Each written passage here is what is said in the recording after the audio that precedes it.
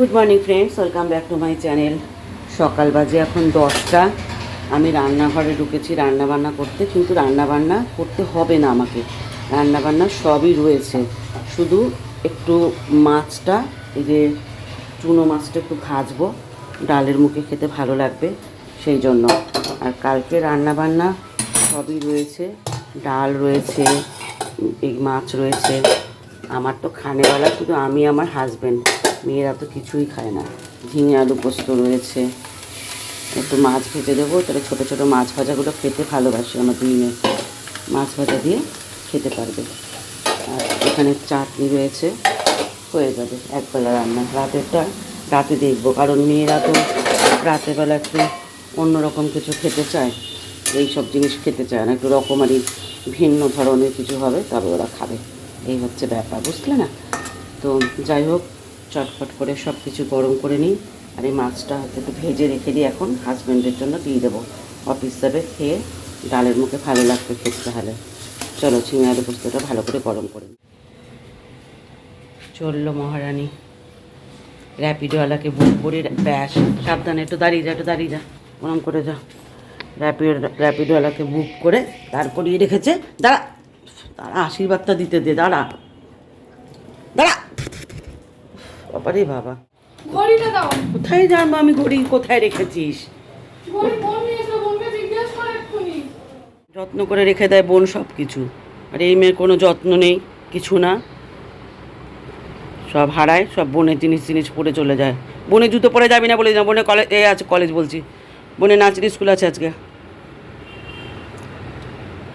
রুমাল নেই, গেটটা খুলে দিয়ে আসি। আপনার মেয়ে না তো, যেন যুদ্ধ চলে ওর সাথে আমার, কলেজ যায় না তো যেন। এই জুতোটা পরলে আমি পা মুচকে পড়ে যাই। তো কেন কেন এরকম জুতো তুমি মহারানী? কেন? কি হচ্ছে? দরজাটা খোলো, এটাকে বন্ধ করে মা। এই চুকা তুই। তো প্রীতি বেরিয়ে যাওয়ার পর ওর ঘরটা আগে বিছানাটা তুলতে এলাম, কারণ প্রাপ্তি এখনও ঘুমন্ত, প্রাপ্তি ওঠেনি, এখন কটায় উঠবে আমি জানি না।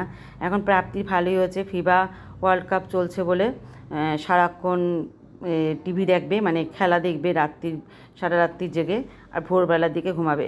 2-3 দিন ধরে তো স্কুলটা ছুটি রয়েছে, শুক্রবার তো যায়নি স্কুলে, আর শনি রবিবার তো ছুটি আছে, পড়ে পড়ে ঘুমাবে। কখন উঠবে ডেকে ডেকে আমি ওকে তুলতে পারবো না, কতক্ষণে উঠবে ভগবান জানে।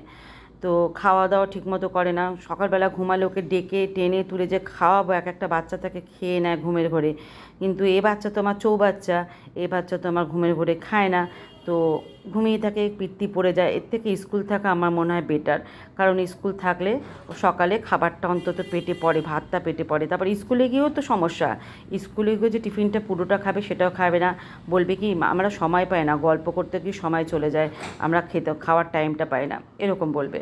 তো আমার হয়েছে জ্বালা, এই মেয়ের খাওয়া নিয়ে প্রচণ্ড সমস্যা। প্রীতির এককালে ছিল, এখন প্রীতি একটু বড় হয়েছে, বুঝদার হয়েছে, নিজের খাবারটা ঠিক টাইম টু টাইম খেয়ে নেয়, জলটাও খায়, এটা খায়, কিন্তু আমার ছোটো মেয়েটাকে নিয়ে যা সমস্যায় পড়েছে না, এটা যে কবে বড় হবে, কবে যে বোধ হবে যে আমার খাওয়াটা মেন জিনিস, খাওয়াটা খেতে হবে তবে আমি পুষ্টিটা পাবো, ভিটামিন ডি এর শরীরে অভাব ছিল। তো ডাক্তার দেখিয়ে ওষুধ খাওয়ানো হয়েছে, ডাক্তার রোদ পোয়াতে বলেছিল, তো রোদ পুয়েছিল, কিন্তু তাতে খুব একটা পোয়ানো হয়নি সত্যি কথা বলতে, মানে রোদের তাপটা বেশি গায়ে লাগেনি। গরমকাল পড়ে গেছিলো, তো অত তাপের মধ্যে ছাদে গিয়ে বসাও অসম্ভব। তো এই শীতকালটা এলে আবার ছাদে গিয়ে ওকে বসাতে হবে, নাহলে ভিটামিন ডি এর অভাবটা খুবই খারাপ জিনিস।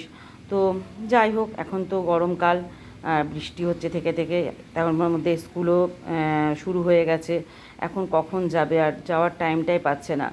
তো ডিম আর দুধটা দেওয়া হয়, জোর করে খাওয়ানো হয়, সেটা খেতেও অরুচি, ডিম তো খেতে চায় না, বকা দিয়ে দিয়ে খাওয়ানো হয়, এই পোচ করে দাও, ডিমের অমলেট করে দাও, ডিম সেদ্ধ যেটা খাওয়া উচিত সেটা খায় না।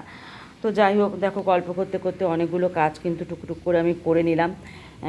এখন আমার কাজ হচ্ছে মেন ঘরদোরগুলো গুছিয়ে স্নান করে পুজোটা করে নেওয়া। প্রীতি গেছে, প্রীতি আস্তে আস্তে হয়তো 6টা 6:30 বেজে যাবে। আর প্রীতি তো এখন ট্রেনে করে যাওয়া ছেড়েই দিয়েছে, র্যাপিডো করে যায়, র্যাপিডো করে আসে।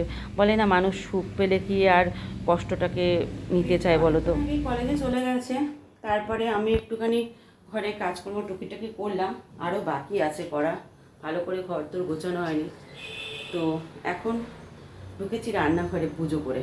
ছোটো যে চুনো মাছগুলো আর রয়েছে এই মাছগুলোকে ভাজবো, কারণ প্রীতি খেলো না তাড়াহুড়োতে। প্রীতি শুধু ঝিঙে আলু পোস্ত দিয়ে ডাল দিয়ে ভাত খেয়ে চলে গেল, আর কিছু খেলো না। তাড়াহুড়োতে খেতে পারে না, টেনশন করে তো। তারপরে আজকে পরীক্ষা হয়ে তারপর আবার সেই 14 তারিখে পরীক্ষা। 6 তারিখে ছিল, 6 তারিখেরটা ক্যান্সেল করা হয়েছে, ক্যান্সেল করেছে, তো ক্যান্সেল করে আবার 14 তারিখে হয়েছে। রাত্রি আজকে স্কুল যায়নি, শরীরটা ভালো না। তো যাই হোক, চলো চুনো মাছগুলো চটপট করে এগুলো ভেজে নিই। মাছগুলো কিন্তু ভাজা খেতে ভালোই লাগে। হাজব্যান্ডকে ভেজে দিয়ে দিলাম, পিটিকে বললাম দেবো, বললো না। তা আমি আর প্রাপ্তি খাই, আর কী করবো। গরম গরম না ভাজলে না ভাল লাগবে না খেতে। এখনই উল্টালে সব ভেঙে একদম গুঁড়ো গুঁড়ো হয়ে যাবে, একটু পরে উল্টাতে হবে।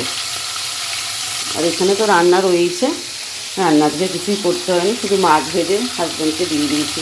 আর বাদ বাকি তো তোমরা দেখলে সব রান্না ছিল। রেডি হয়ে বসে আছি, প্রাপ্তি রেডি হয়ে এখন নাচ প্র্যাকটিস করছে।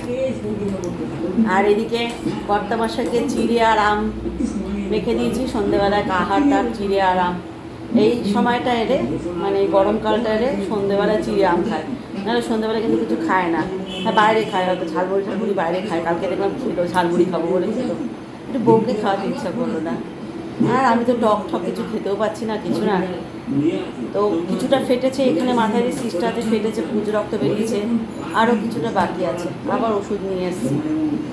তো যাই হোক, আরে চরে আমি নিজে কানে কম শুনছি, মনে হচ্ছে যেন সবাই কম শুনছে।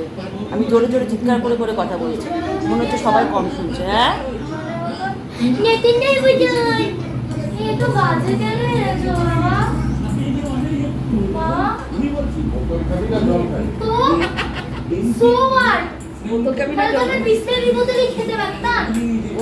জল খাবি, চল হয়েছে চল। আমার আরেক মন্দাকে নিয়ে ঢুকেছে বিউটি পার্লারে ট্যান রিমুভ করতে। চলো, শুনতে পাচ্ছি না, এই কানে কানে ড্রপ দিয়েছি, এইখানে হালকা শুনছি, এইখানে কিচ্ছু শুনতে পাচ্ছি না। ওয়াশ করতে হবে, দেরি আছে, এখন সবে মাত্র 2 দিন হলো। ভাল লাগছে না, বিরক্ত লাগছে।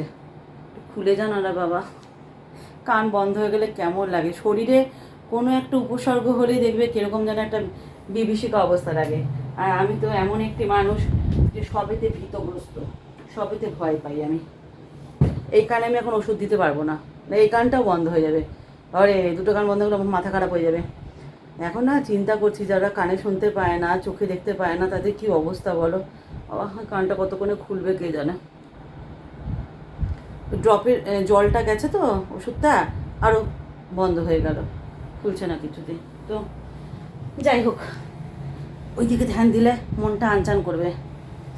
আমি তো প্যানিক অ্যাটাকে পেশেন্ট, থেকে থেকে প্যানিক অ্যাটাক হবে। কাজে মন দিই, কাজের দিকে মন দিতে হবে, মনটাকে অন্যদেরকে রাখতে হবে। ওই চিন্তা করলেই আমার প্যানিক অ্যাটাক হবে। যতক্ষণ না কান খুলছে আমার অস্থির মাইন্ড করছে।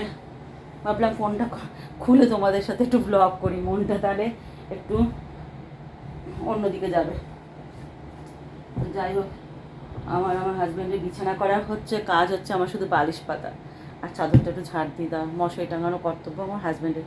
আর হ্যাঁ, প্রাপ্তি ঘরে বিছানাটা আমাকে করতে হবে পুরোটাই। তো চলো, আর একটা হোমিওপ্যাথিক ওষুধ খাওয়ার বাকি আছে মাথার সিস্টের জন্য। বাবারে বাবা একসঙ্গে সব কিছু ধরে আমাকে।